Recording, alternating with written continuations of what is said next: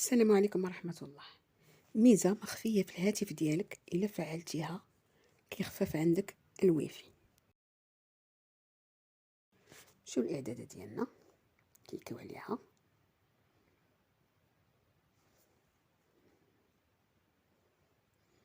ثم نمشيو الإعدادات الإضافية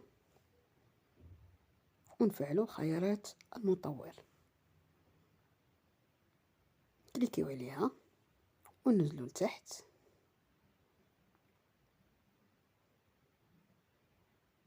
ونفعلو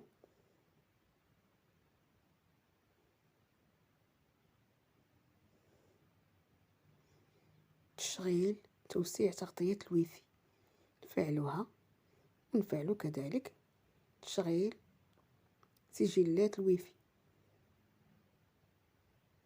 ننتقلوا للمعلومة الموالية. كتستعمل الواتساب فضروري خاصك تحمي الصور ديالك والدردشات. باش غادي تحميهم؟ فقط بتفعيل هاد الميزه اللي تزادت جديده في الواتساب. نمشيو الواتساب ديالنا، ثم اعدادات، ثم كليكيو على الحساب، ثم نكليكيو على اشعارات الامان، ثم ننزلوا لتحت وغنلقاو هاد الميزه ما مفعلاش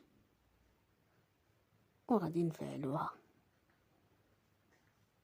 وبهكذا حنا كنكونوا في الامان.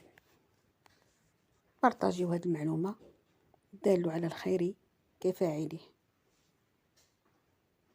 نشوفوا دابا معلومه واحده اخرى. كنا كنستعملوا جوجل كروم باش نتصفحوا الانترنت، وباش نكونوا في الامان وفي السليم ضروري ما نلغيو تفعيل هاد الميزات. نمشيو للمتصفح ديالنا وكالعاده، ثم الصوره الشخصيه ديالنا، ثم خدمات جوجل، ثم نلغيو تفعيل هاد الميزات. المساعده في تحسين ميزات جوجل كروم وأدائه أو تحسين عمليات البحث والتصفح، باش حتى شي واحد ما يبقى يتبعنا في عملية التصفح ديالنا أو الأنشطة اللي كنقوموا بها. إلا عجبكم الفيديو ما تنسوش بارطاجيوه وتشاركوا في القناة. ونشوفوا أيضا هذه المعلومة.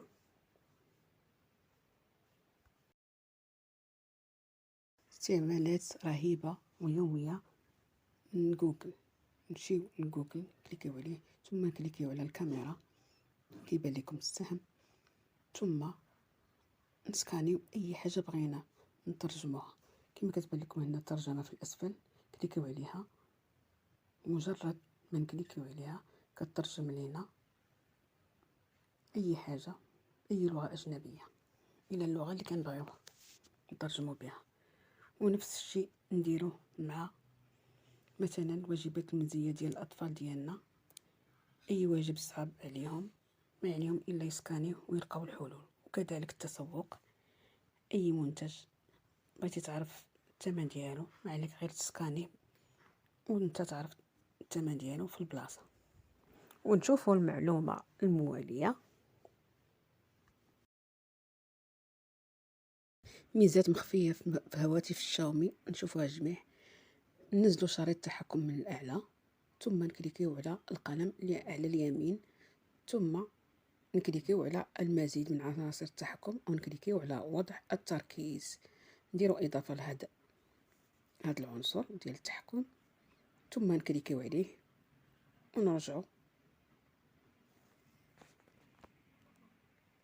وهنا غادي نختاروا اي برنامج بغينا نعطيوه استراحه، مثلا هاد انستغرام كياخد استراحه ومنه كيحافظ لنا على الويفي.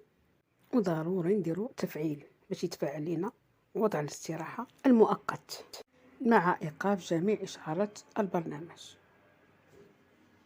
وهذه ميزه مهمه بزاف. نشوفوا هذه المعلومه ايضا. بغيتي تقرا اي رساله تصيفطت لك في الواتساب بلا ما يعرف المرسل ان قريتيها، تبع معايا. نمشيو للواتساب ديالنا، 3 النقط اللي الفوق، ثم نمشيو لمكان البحث ونكتبوا اسم داك الشخص اللي رسل لنا الرساله، ومن ثم كيطلعوا لنا جميع الرسائل ونقدروا نسمعوهم ونشوفوهم على خاطرنا بلا ما يعرف على اننا فتحنا رساله او الاوديو. الطريقه قليل في الناس اللي يعرفها. ما تنسوش الاشتراك في القناه، اعجبني الفيديو والبارطاج بارطاج بارطاج. نشوفوا هذه المعلومه ايضا، كيفاش نحول الصوت ديالي الى كتابه في الواتساب. هادشي اللي غنشوفوه دابا ان شاء الله. غير تبعوا معايا الفيديو من الاول حتى الاخر وبدون برامج، وهذا هو الاهم.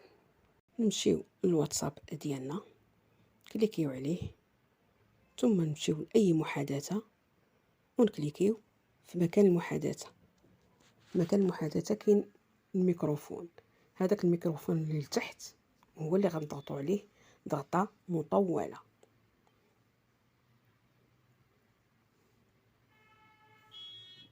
هذا الميكروفون اللي هنا لتحت غنضغطوا عليه ضغطه مطوله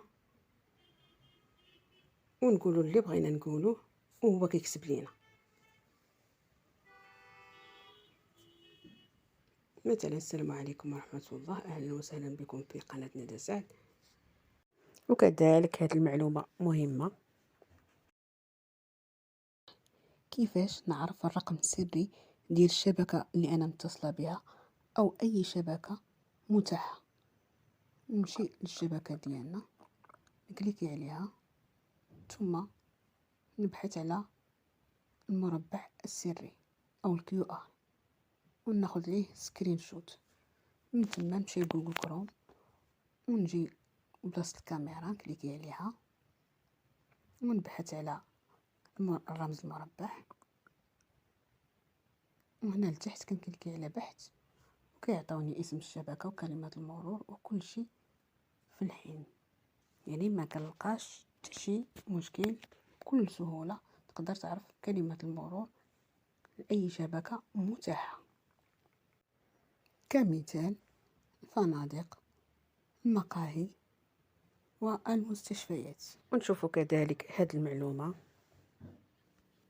ميزه خطيره في الفيسبوك لازم تلغي تفعيلها. نمشيو للفيسبوك ديالنا، ثم 3 شريطات للفوق، ثم الاعدادات، ثم الاعدادات والخصوصيه، وننزلوا لتحت ونكليكيو على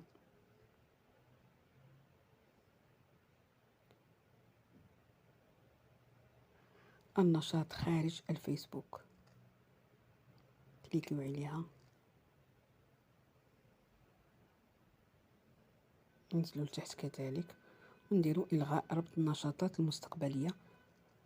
الغاء ربط النشاطات المستقبليه، هذه الميزه ضروري تلغيو تفعيلها باش تحافظوا على الخصوصيه ديالكم. هذا الشيء اللي كاين دابا، والسلام عليكم ورحمه الله تعالى وبركاته. وهذه المعلومه ايضا مفيده، كيفاش نقطع الويفي غير على الواتساب وحده ونبقى خدام الفيسبوك والانستغرام اي برنامج عندي او اي تطبيق نبقى خدامه به على خاطري الا الواتساب.